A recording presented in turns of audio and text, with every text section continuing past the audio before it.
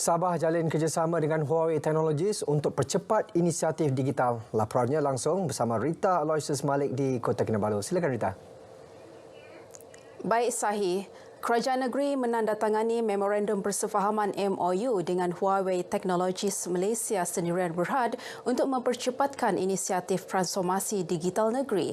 Pemeteraian MOU itu disaksikan Ketua Menteri Datuk Seri Panglima Haji Haji Noor di Shenzhen, China. Datu Haji dalam lawatan kerja 2 hari ke China bermula kemarin memberitahu perkongsian itu merupakan lonjakan signifikan ke arah masa depan digital Sabah.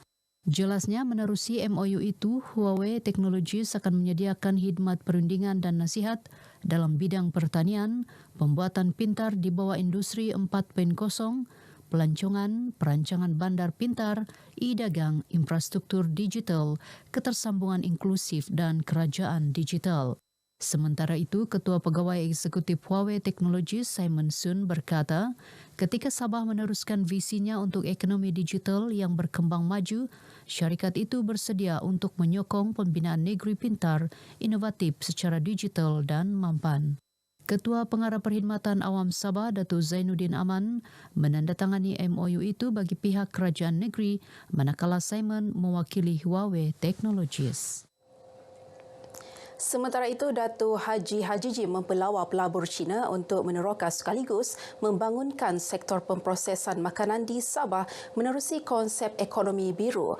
Beliau berkata kerajaan negeri akan melaksana konsep berkenaan yang memerlukan penggunaan mampan sumber laut untuk pembangunan ekonomi dan mewujudkan peluang pekerjaan selain meningkatkan pendapatan rakyat. Datu Haji yakin industri itu mampu berkembang pesat memandangkan Sabah mempunyai pantai terpanjang dengan lebih 1,000 km dan sesuai untuk ternakan ikan dan hasil laut lain. Beliau menyatakan demikian sempena Sidang Kemuncak Ekonomi dan Teknologi Cina Global Anjuran Institut Pembangunan Cina Shenzhen CDI dan Institut Strategik KSI untuk Asia Pasifik di China. Sabah dijangka mengadakan persidangan antarabangsa ekonomi biru Februari tahun depan. Dalam pada itu, Datuk Haji berharap pelabur Cina mempertimbangkan peluang pelaburan dan perniagaan di Sabah dengan membangunkan hotel 5 bintang, pusat peranginan dan produk pelancongan lain. Angkatan Pertahanan Awam Malaysia APM telah mengenal pasti kira-kira 6,000 hotspot banjir di seluruh negara sepanjang monsun Timur Laut MTL yang dijangka bermula bulan ini hingga Mac depan. Pengarah Bahagian Pengurusan Angkatan Ibu Pejabat APM, Dr. Muhammad Fazli Sardi berkata, APM bersama agensi lain akan memberi tumpuan di kawasan berkenaan khususnya dalam usaha memberi kesedaran kepada komuniti mengenai bencana banjir. Kita dah bersedia sepenuhnya dari segi logistik dan juga dari segi sumber manusianya. Sumber manusia masuk anggota dan sebagainya. Jadi ini contoh CISPA ini antara satu platform yang boleh kita gembling iaitu sumber tenaga yang kita ada untuk ketika menghadapi MTL. Dr. Muhammad Fazli ditemui media selepas Majlis Pentauliahan Kor Siswa-Siswi Pertahanan Awam Kor CISPA Universiti Malaysia Sabah ke-9 2023. Terdahulu mewakili Ketua Pesuruhjaya APM, Datuk Aminur Rahim Muhammad merasmikan pentauliahan ini, Dr. Muhammad Fazli mengajak pegawai muda APM menabur bakti sebagai pegawai pasukan Angkatan Pertahanan Malaysia di seluruh negara. Seramai 139 pegawai muda terdiri daripada pelajar UMS telah ditauliahkan dengan pangkat Lieutenant Muda PA setelah menamatkan latihan selama 3 tahun di UMS. Persidangan antarabangsa Agensi Kelayakan Malaysia MQA 2023 yang berlangsung 2 hari di Kota Kinabalu mampu meningkatkan lagi jaringan kerjasama dan perkongsian mengenai sistem pendidikan, seterusnya dapat menaikkan lagi kualiti pendidikan di negara ini.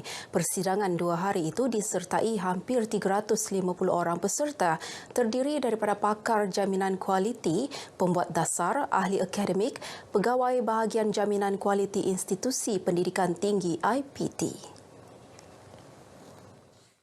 Ketua Pengarah Pendidikan Tinggi Malaysia Profesor Dr. Azlinda Azman berkata, persidangan ini turut disertai pemain industri dari United Kingdom, Jerman, Kazakhstan, Uzbekistan, Kyrgyzstan, Hong Kong, Taiwan, China dan Indonesia.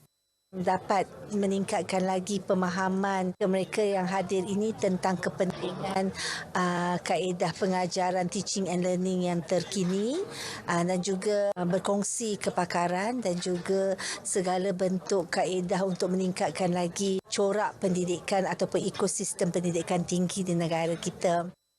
Dr. Azlinda ditemui media selepas Majlis Makan Malam Kebudayaan sempena MQA di Kota Kinabalu. Bersempena persidangan ini, pihak MQA turut menandatangani memorandum persefahaman dengan pihak Agensi Akreditasi Bebas dan Penarafan Kazakhstan dan Majlis Penilaian dan Akreditasi Pendidikan Tinggi dari Taiwan. MOU tersebut adalah untuk meningkatkan lagi sistem akreditasi pendidikan negara di samping menarik lebih ramai pelajar dari luar negara untuk datang menuntut di Malaysia. Lepasan sijil pelajaran Malaysia SPM yang tidak berjaya memasuki institusi pengajian tinggi IPT digalak menyambung pelajaran dalam bidang kemahiran. Ahli Dewan Undangan Negeri Adun Sindumin, Datuk Dr. Yusof Yaakob berkata, ini kerana kemahiran merupakan aset menyediakan diri menceburi dunia pekerjaan.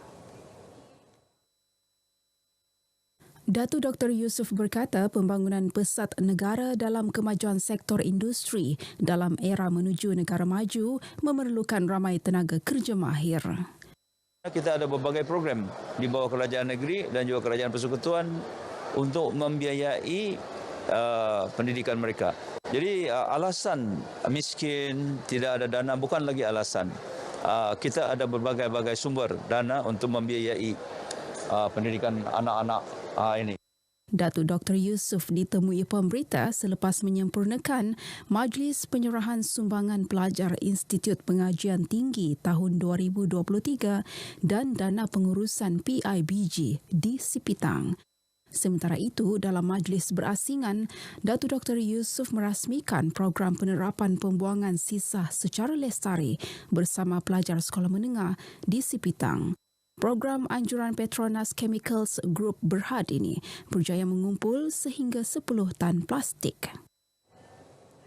Kisah siswaza Universiti Sultan Zainal Abidin Unisza Haslina Kalang yang menerima khabar duka pemergian bapanya semasa majlis convocationnya mendapat perhatian daripada Parti Gagasan Rakyat Sabah Gagasan Rakyat Dun Apas.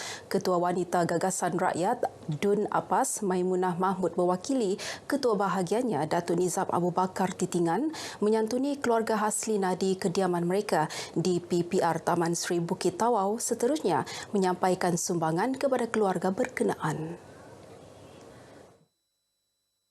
Ibu Haslina Kurniati Iskandar ketika ditemui menzahirkan rasa syukur kerana ramai pihak menghulurkan bantuan mempermudah urusan pengkebumian suaminya Allahyarham Kalang Tola yang meninggal dunia akibat strok. Terima kasih banyaklah dari pihak kami yang sudi menjenguk kami ni, kesian. Yang sudi melihat anak kami.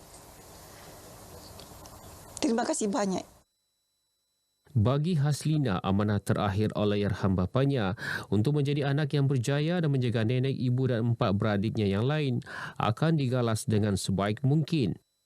Ayah pesan banyak, ayah kata jaga mak, dia pesan jaga adik-beradik, jaga nenek, dia cakap jangan lupa orang yang banyak tolong kita masa kita susah, dia cakap jaga adik-beradik sampai berjaya, pastikan dia orang berjaya. Dia cakap ayah nak tengok anak-anak yang berjaya, dia cakap kalau boleh, tapi dia cakap kalau Allah dah berkehendak lain, dia cakap apa boleh buat, dia cakap macam tu. So saya pegang semua ayah, amanah ayah. Sementara itu, Maimunah memberitahu bantuan yang disampaikan ini bagi membantu meringankan beban keluarga Haslina. Untuk keluarga ni, teruskan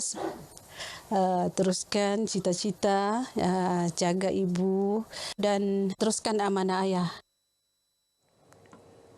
Baik, sekian paparan dari Sabah untuk petang ini. Dari sungai hingga ke segara, Palestin pasti merdeka. Kembali bersama Sahih. Terima kasih Rita.